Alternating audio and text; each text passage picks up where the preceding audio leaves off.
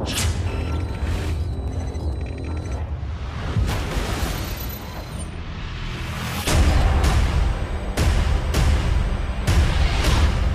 we're talking about Annihilation, the new map pack for Call of Duty Black Ops. We have 4 new multiplayer maps: Hangar 18, Silo, Drive-In, and Hazard, and a new zombies map called Shangri-La.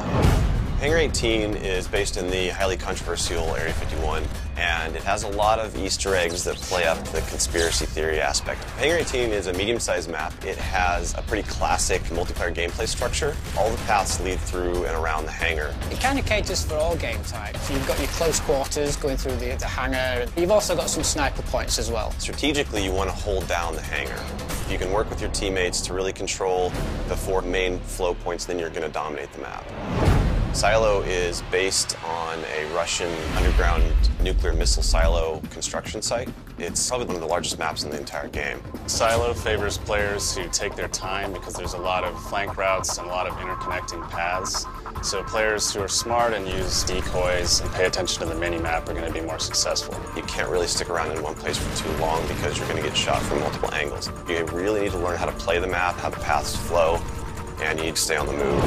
Nuketown was a really hugely successful and popular map with Black Ops, and we wanted to do another map in the DLC that kind of emulates that style of gameplay. Drive-In's a fairly small map, but it does have a variation of battles. You've got the wide open area in the middle, the actual Drive-In itself, but then you do have close quarter battles down the side.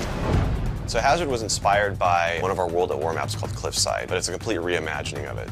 We've actually turned it into a golf course. It's a great level. Hazard is probably one of the only maps in the game that focuses almost exclusively on long-distance engagements, and the long-range snipers and LMG gunners and assault rifle guys are going to have an advantage. You're definitely going to want to avoid the fairway if you're not a sniper and stick to the edges of the map where there's some more intense choke points and medium-range engagements. The story in Shangri-La is shrouded in mystery.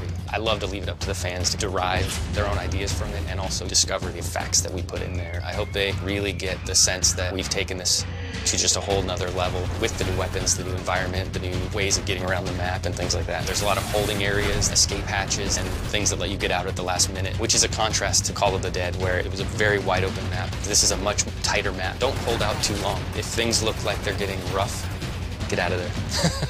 It's time to go. With Annihilation, we had a goal that we really wanted to push the visuals in all the maps. Each map feels very unique from one another. They feel like the kind of maps that you just want to spend a lot of time in.